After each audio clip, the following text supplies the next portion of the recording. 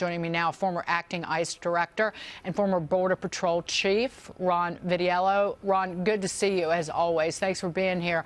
Great to be with you. What comes out of this? Hopefully something good, right? The minority leader finally takes the time to go down to the border. So now he can stop ignoring or stop claiming that there was a manufactured crisis going on. He saw firsthand the conditions at the border and complained about it, basically, and essentially accused people of making it look better before he got there. They spent 2 months trying to get this supplemental through the House and the Senate, so they ignored it this whole time. They jerked around with the supplemental for 2 months. Then they finally go down to the border and talk about how terrible it is. Not one word of praise for the men and the women in the department and their families that are going through this crisis and have been since last fall. They've ignored it this whole time. So now finally he has eyes on a problem that's lasted for quite some time. $4.6 billion in humanitarian aid. More than half of that goes to Health and Human Services and the Alien Children program there to take care of children who have come in unaccompanied in this country. Is more needed, and does that happen? Because again, in terms of fixing the immigration system in this country, I don't think anybody is counting on that happen. But in terms of taking care of the people who are at the border, who have come into the U.S. illegally, is more money needed? Yes, this money will be put to good use. They've already reduced the number of children who are in custody at the border. Those stations where they visited yesterday, those are short-term holding facilities. People are only supposed to be there to go through the booking process. So adding money at HHS means they have more shelter care, the appropriate place for these kids to go after they're detained for a short time at Border Patrol. They also have more resources at those locations to make it easier for the families. Let's not forget the secretary testified last week and said that 453,000 families and children have been put through the system just since October. That means they've all been with the Border Patrol for a short time and then released into the country. Is anything going to happen, though, to discourage people from trying to enter the United States illegally? Is anything going to change in Washington? Again, making it easier to deport or make it speedier to deport children back to non-contiguous countries. Again, reversing a law that was passed in late 2008 before President Barack Obama took office. Again, more judges to hear these cases, even changing the way that you claim asylum in this country. Is anything, what needs to happen, and will anything happen, frankly? I don't know if anything will happen, but Congress has the keys to reduce this crisis, to stop having 40% of the Border Patrol taking care of families and kids and put them back on the line to protect that border.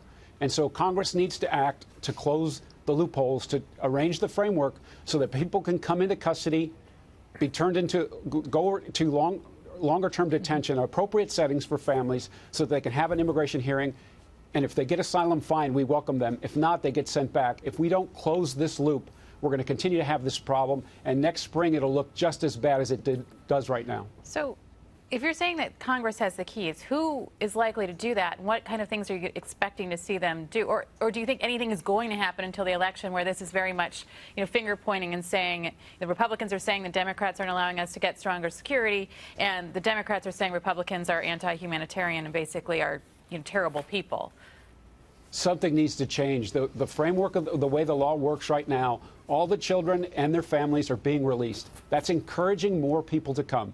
If they don't close the loop on that scenario, we're going to get more of this. Is there anyone, though, that you think could do it? Is there any congressman that you're seeing is going to put something forward that's going to address this issue?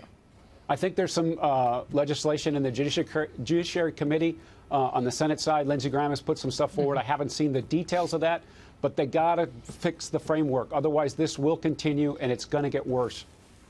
Mitch. Hey, Ron, one of the things that's interesting is we haven't heard the four-letter word wall in the news cycle in quite some time. Is it what's going on with the wall and its construction? And then the second part of that question is, with this debt ceiling debate upon us as we get later into the summer and into September, is the wall funding going to get rolled into that, do you think, as well? It probably should. What I know about what's going on the wall, the action plans that were developed in 17 and 18 are bringing new capabilities on the border right now.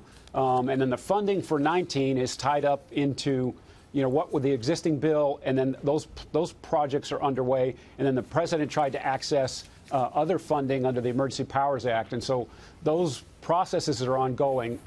Walls should be configured, right? We need to do better on the security regime at the border, but until they fix what this problem is, and the roots of this problem need legislation to fix it, you're going to have this problem, and so it probably should be put together as it relates to the discussion that's ongoing, this meeting that the president forecasted with the minority leader. I'll say this: at their peak during President Obama's administration, they were deporting more than 400,000 individuals. I know that was a different immigration issue. Back then, it was mostly adult men coming into this country, but more than 400,000. And I don't think during the Trump administration that deportations have even hit 300,000 based on the numbers through the most recent fiscal year. So people get upset when you talk about ICE raids and trying to deport individuals who have had their day in court, who should not be in the United States. But again, President Trump isn't deporting near the number of people that President Obama did. This is a good point. In 2014, when President Obama declared the crisis on the border because of many families and children coming, that problem is 5 times bigger today than it was in 2014 when he declared an emergency. Ron, good to see you. Thank you so much for being here. Ron Vitiello. Thanks for having me.